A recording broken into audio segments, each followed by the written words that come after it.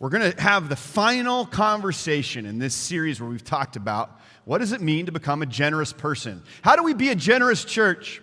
How do we live in the way of Jesus Christ who lived the rich life? The rich life, okay? And we've been, over these last 7 weeks, we've been talking about the Lord's house, our house, and what God wants from us in the Lord's house. To be honored, for His name to be honored.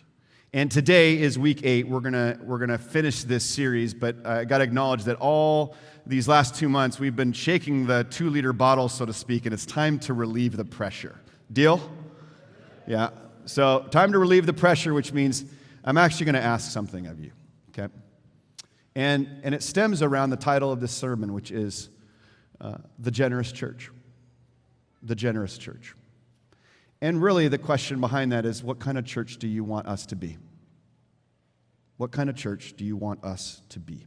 Before we get into this last movement and this last passage, which we're going to look at here in Matthew chapter 6, verse 25 in just a few minutes, I want to just remind you where we've been. We started this whole thing around a really beautiful word from Haggai 1, which is it's time. It's time for my house to be honored. So many other houses are being honored. Your personal homes are being honored. This week, we know that Amazon's going to be honored. That house is getting honor.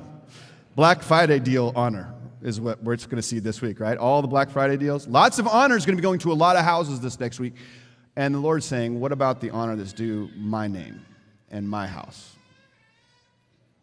It's time to get back to that kind of generosity. And we've talked about a lot of things, but ultimately I'll sum up the last 7 weeks, and that is this, is that progress in generosity doesn't come from waiting for our circumstances to change. It comes from changing our circumstances. There's not going to be a lightning strike moment where all of a sudden you receive something that makes you a generous person. It starts by a will of your decision in cooperation with God to start changing your circumstances and to build the generous life. You don't want to be a taker, you want to be a giver. And it takes an act of will, and I'll say this, is that we gain confidence by starting to practice giving. We gain confidence by starting to practice giving. We don't get confidence by taking a leap. We don't actually need confidence, first and foremost, to take the leap into generosity. We just have to start. And for some here today, especially if you're someone who's younger and you have talked yourself out of generosity and the legacy of generosity for your life, I want to talk it back in.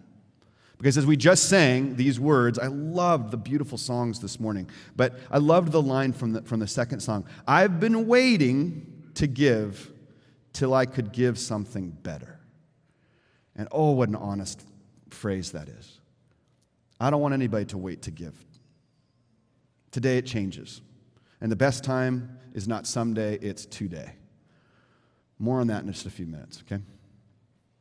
As we look at this passage today, this final teaching, I want us to center around that question of what kind of church do we want to be? What kind of church do we want to be? Do we want to be the generous church? Do we collectively want to be a part of a generous church?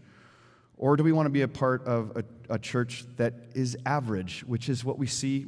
Thom Rainier talks about this in America, that the average church, it gives sporadically, sparingly, and spontaneous, but not planned generosity. Do we want to be a generous church? Because there's only one way to get there. And I'll talk about that in just a few minutes, okay? Because I have no doubt that we all in this room, we all want to be a part of an exceptional church. We all want to make UPBC an exceptional church. And so I want to talk about what that requires of us. Now, so far in this series, we've talked about God's desire for us to live generous lives, the rich life. In fact, Jesus talked about this much more than a lot of times we realize. He talked about the power of money to stop the flow of trust and faith in God, to put trust in ourselves, and to worry about what's coming tomorrow and who will provide. And in the Gospel of Matthew, in one of his greatest teachings, the Sermon on the Mount, he talks about generosity, but he actually, in his brilliance, comes at it from a very distinct perspective. He talks about what blocks generosity. What do you think is the major block to generosity? Jesus is going to actually speak to that directly. And this is just expert level teaching. But he says that the block to generosity is worry. Worry. In our day, we talk a lot about anxiety and fear, but underneath that, a lot of that is just the concept of worry. When's the last time you took a microscope to your worries and just said, I'm going to question my worries today? I'm going to take a look at what worries me. What's in the back of my head that hangs around far too long and gets me thinking far too late in the evening or too early in the morning? Or when you wake up in the middle of the night, it's hanging around there. It's this little thing called worry. Jesus wanted to speak directly to that. Now, this is, like I said, expert level teaching in Revelation, but he's going to unveil the interconnection between worry and faith and generosity. And this particular speech, these words, this sermon that he's giving, is in a context on a hill, okay? Outside of Galilee, it's the Sermon on the Mount, and he is speaking to the gathered masses, but it's intended by the gospel writers to speak to you and me too. So imagine you're sitting on that hillside, receiving these words from Jesus. Just previous to our passage, he spoke directly about generosity and the human phenomenon to clutch and hold on to things, to worry, okay? He says, don't store up for yourselves. Don't get the storage unit to store your stuff where, moth and vermin will destroy and where thieves break in and steal. Don't do that. He says, store up for yourselves treasures in heaven where moth and vermin don't destroy and where thieves don't break in and steal, where it's going to be preserved and held and it's going to be eternal. And he says these famous words before we get into our passage. He says, for where your treasure is, there your heart will be also. Then he gets to our passage. This is gold. Start with verse 25. Let's listen in. Therefore, I tell you, do not worry about your life, what you will eat or drink, or about your body, what you will wear. Is not life more than food, and the body more than clothes? Look at the birds of the air. They don't sow or reap or store away in barns, and yet your heavenly Father feeds them. Are you not much more valuable than they? Can any one of you, by worrying, add a single hour to your life? And why do you worry about clothes? See how the flowers of the field grow? They do not labor or spin, yet I tell you that not even Solomon in all his splendor was dressed like one of these. If that is how God clothes the grass of the field, which is here today and tomorrow is thrown into the fire, will he not much more clothe you, you of little faith? So do not worry, saying, what shall we eat? Or what shall we drink? Or what shall we wear? For the pagans run after all these things, and your heavenly Father knows that you need them. But seek first his kingdom and his righteousness, and all these things will be given to you as well. Therefore, do not worry about tomorrow, for tomorrow will worry about itself. Each day has enough trouble of its own. This is the word of the Lord. Thanks be to God. Yeah. This is Jesus' words to you and me. Maybe you were like me and remember the days of worrying intently about your clothes. For me, it began in 7th grade when my mom's catalog orders from JCPenney's for the clothes of the next school year wouldn't cut it anymore. And I was learning the power of labels. Okay, I need some help from the 80s people because the first service was terrible, okay? Yeah. I learned the power of words like genera. Oh, yeah. Code blue. Guess jeans. Come on. That little triangle right on the booty, that little triangle. Everybody wanted, and then, can you remember the power of swatches? The watches. That's when watches went from being utilitarian to a staple of one's fashion life. And of course, it all spoke to your worth and value as a human being, right? When you're in junior high and you submitted to that kind of thinking, I suppose. Nowadays, I just worry that my clothes will fit me around the holidays. Right? In fact, I think that you've achieved some measure of spiritual enlightenment when your clothes shopping comes entirely from Costco. Right? Yeah. Some of the men could go, that's right. Maybe not. But clothes, just think about the power that clothes have on us. The most valuable room in your house, most likely, is your closet. Or think about the food that we eat, the kinds of restaurants we like to go to. Some of us are bougie eaters, some of us like value, but we care about what we eat. Some of us like to imbibe, and if you can do that within moderation and have health in that, that's something people love to have drinks. They love to have drinks with friends, maybe a glass of wine, maybe just nice drinks that don't have alcohol at all, of course, but we care deeply. You may not think it, but you care deeply. In fact, most of your day revolves around something of what you wear and what you drink and what you eat. Jesus is getting at the heart of the human existence, the heart of what it means to practice your day. Hopefully, when you get up in the morning, you go to your closet and you consider what you're going to wear. And then you consider what you're going to eat. And you plan out your meals. I have to plan out my meals for my grubby, unending eating little grublets of children that will eat me out of house and home. Because teenagers are unbelievable, right? This is how we carry our days. So interesting that he's going to tend to the largest block that we have in the spiritual life to trust in God in the very menial practices of our day. What you're going to eat, what you're going to drink, what you're going to wear. Now, what I love about this, and sometimes we don't consider this enough, is that Jesus was someone who didn't live with worry. Gosh, can you imagine living without worry? Some of us are so hooked on worry that if we haven't gotten anything to worry about, then we start to worry that we've forgotten something, right? Like some of us are like that. Jesus was the human being who didn't live with worry.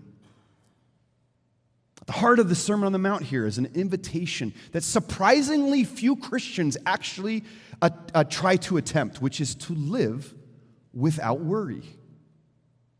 Which starts at the very beginning of your day when you start thinking about what am I going to eat and what am I going to wear. Jesus himself is the example of happiness and contentment. He had mastered the art of being human. Has it ever struck you how basically happy a person Jesus was? He'd unlocked the secret of contentment and the secret of generosity because Jesus was a giver. He gave everything of himself. And he trusted God to provide for him. So much so that this image is beautiful. Think about, he's not just abstractly grabbing images, he's thinking of the very place that they were standing and sitting for this teaching. He's thinking of the birds that were flying overhead. And as he watched them, he saw that they aren't renting out storage units. The birds aren't worried about the food that's coming tomorrow. They're able to live contently, fully alive in that moment. They're not comparing or competing or trying to keep up with the Joneses. The birds of the air are trusting that God will take care of them. And if God will take care of them, how much more would he take care of you, who he loves, who he created in his image? How much more so will God take care of your needs? And then he talks about the fragile flowers. You can just imagine the fields full of the Galilean flowers, the fertile soil. And of course, they're fragile because anyone could step on them and trample them. But where did their beauty come from? It wasn't from spending hours in front of a mirror with makeup or filters. It didn't come from shopping at Nordstrom's for fine clothes. The flowers didn't need any of that. They were just glorious because they live out the beauty that God endowed on them. God-given beauty. When Jesus told his followers not to worry about tomorrow, he was leading them by example. He wasn't always anxiously looking ahead to the next thing. He had the skill of living totally in the present, which is why Jesus was able to see people. It's why he noticed the people that were marginalized and that everyone else passed over. He was celebrating the goodness of God in every moment. Jesus was happy. Jesus was content. He wanted his followers to be the same. And when he urged them to make God their priority, it's important to realize which God he's talking about. He's not talking about a distant God who doesn't care about the everyday normal things of our lives. God actually cares, and the God he's speaking about is one who's intent on wanting to meet our needs, who's intent on wanting to know your individual needs, your needs for even the basics, like clothing and food. Now, God's kingdom and the way of life that goes with it, the way of life that Jesus embodied, is one of generous living and generous trust. To be generous, you have to trust. You can't practice generosity if you're absorbed by worry. Worry will choke off anything in you that wants to give generously or to plan your giving. And Jesus is saying here in this teaching, he's putting it pretty simple. Put God first, and you'll find that all of your needs, your food, your drink, and clothing, they look after themselves. Now, here's where I want to talk about a phenomenon, and this is going to require us to kind of consolidate a lot of what we've talked about over the last 7 weeks. And that is that there's two possibilities for churches like ours. We can be a church that practices what most American churches fall into, unfortunately. Thom Rainier speaks about this, the phenomenon of American churches who aren't generous. The number of American churches that aren't generous. In fact, the percentages of giving within most American churches is the same percentage level as people outside the church. Their church is marked by worry. And mostly, though, that kind of experience in a church that is unfortunately average in our day, that's a church that's marked by the concept that there isn't enough to go around. Better to hold on. Better to get absorbed in worry. The alternative is the vision that Jesus is painting for his people, and that is to be the generous church. The one that doesn't worry, the one that trusts, that believes that God is the God of resupply. That the food I have today will be resupplied tomorrow, and the next day, and the next day, and the next day. Generosity flows out of trust and this deep truth of Jesus' teaching. I just want to throw this out there. I have no desire to manipulate you into this. This has got to be a heart's desire within you, UPPC. What kind of church do you want to make? Do you want to be a part of a worrying church? A church that thinks there isn't enough and better to hold back? Or do you want to be a part of a generous church? Do you want to be part of an exceptional church? You see, the only way to get to the place of being a generous, exceptional church is we actually have to give. There's no other way. Otherwise, we fall into that pattern I talked about several weeks ago, which is the sporadic, sparing, and spontaneous givers, which isn't generosity. That requires you to be prompted and emotionally moved in order to give. Generosity as a character trait within the church has to be something we collectively say yes to, and we plan it. And then we follow through. Jesus wanted us to live the generous life. There are two churches. Which church do you want to be a part of? Which kind of church do you want to be? It's interesting to me that in all four of the Gospels, there's an account, not all the same, but it's this time where there was a sermon being given, where Jesus proclaims the Beatitudes. This is some of the blessings that come in the human life. And after the sermon, the crowds are hungry. Now, some believe that this Sermon on the Mount and the feedings go together, or they're separated for literary purposes. Doesn't matter. All it's to say is that there's this image that accompanied the sermon, and that was of feeding the people. The miracle of feeding the thousands, the 5,000s, or the multitudes. And in that miracle, after the sermon, crowds are hungry, and the disciples say, hey, Chick-fil-A is down the road. Go get your food. Go take care of yourself. And Jesus says, no, you feed them. You feed them. Okay? We could take the approach of the average church and say, you know what, there's great churches down the road. You feed, other churches can feed the people that are part of our congregation or that have needs in our community. You feed them. Jesus says instead, you feed them, UPPC. You feed the needs of the community. You feed the food bank that serves 3,000 families a month. You feed the families that are coming into the church. You feed those who are coming to Christ here at UPPC. You feed them.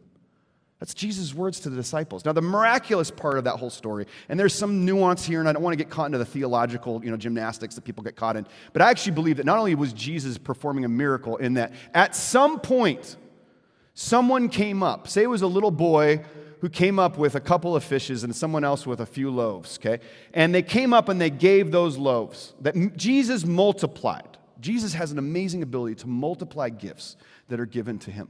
But there's also another part, and that is that at some point, people most likely contributed their own gifts to the supply. And among other lessons, there's this interesting takeaway. I was talking to Mike Bates, our executive minister, about this. But basically it's this, the miracle was that Jesus fed 5,000 people with 5 loaves, 2 fish, but it required everyone to come forward and not only receive, but most likely to give.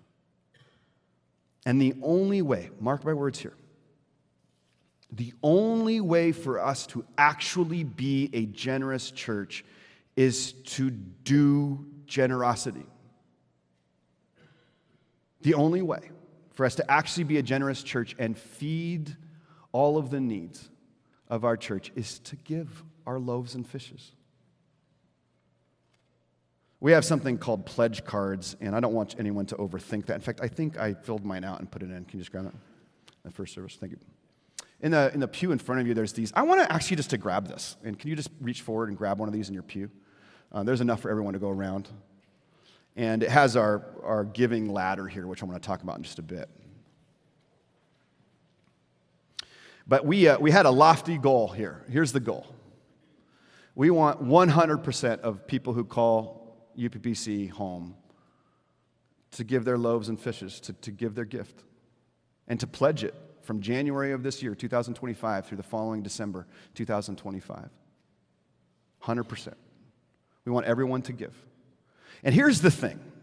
See, there's a different takeaway about giving from the feeding of the 5,000 parable that some of us don't ever think of, but it was something that Mike Bates and I talked about. And it's for any one of you here that would consider yourself giving such a menial gift that it doesn't matter. And that is that at some point, maybe there was a young man or a young woman with 5 loaves and 2 fish to offer, and they might have felt that that little bit of food was inconsequential to the disciples, and how the disciples, even knowing the basic truth of math, could have told them, you know what, kid, just keep the 5 loaves and 2 fish. You look like you need it, right?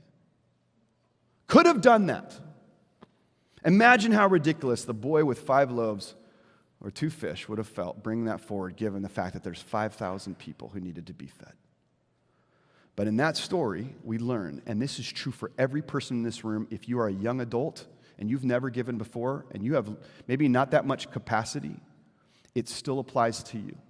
All the way to those of us who have established careers or we have retirement income that's coming in and we know what we're able to generate in terms of income on a regular basis. Wherever you are, we know that God is a force multiplier. That he takes the loaves and the fishes and then he expands it. And he takes what little gift maybe you may be able to offer and he uses it. It exemplifies the importance of all gifts and offering what we have to God, even the small gifts. No gift is too small or goes unused by God. Because the gift is a resistance to the power of worry. And some of us need to fight against worry and fear and scarcity. For some of us, as we've said in the last several weeks, I have an assumption baseline for our church, I've said this before, is that we all want to. We all want to. I don't think there's a single person in this room who says, I don't want to be a giver. I'd rather just take. Okay? But we all want to. But if the only way that you can go from wanting to actually being generous is you got to start to. And some of us today, I'll encourage you. You don't have to do this. And this is for UPPC, folks who call UPPC home, members and attenders. But I want everybody to think about this. But you got to start somewhere. And even if it's $5 a month, friend, do it. Something that helps you start the journey of generosity. Now, a good bulk of us, and we know this from some of the percentages from our finance office, is a good bulk of us need to stretch to. That the giving levels in our church aren't actually that great. We have a few folks who are really high performers in giving. We have one member in our church, he told me this last week, I was so blessed and honored, but he shared that he's now at 60% of his income is being given to God. He's reached a nirvana when it comes to generosity. He's a gift. Some of us need to stretch too. And I don't know what that looks like for you. I talked with one young man who he's a single parent, relatively newer to faith. He said, Aaron, I want to stretch, and I want to start to give. And so he's starting at 1% of his income, and he wants to grow his giving 1% every year from here on out till he can get to a tithe level and be an investor in the church. Some of us need to stretch too.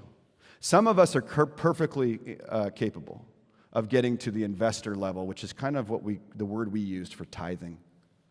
10%. That's what Jesus actually asks of us. That's what the scriptures tell us that we need to get to. That's the level in which we really have had to place our trust in God when it comes to our finances and how he's going to meet our need. Okay? Some of us are ready for that 10% mark. Okay? I talked to a member this last week who gave to our building campaign of all things and wanted to give his gift, which is great. $32,000 was his gift. And don't worry about the figure as much as just the amount matters, because he's telling me he gave that gift, and it happened to be a really big stretch for him. But it was $32,000. And he prayed about it, and he said, I'm going to do it, and he gave the gift. And several days later, unbeknownst to him, an insurance policy that he'd carried for most of his life was being transitioned. I don't know how this works, but it transitioned to an investment.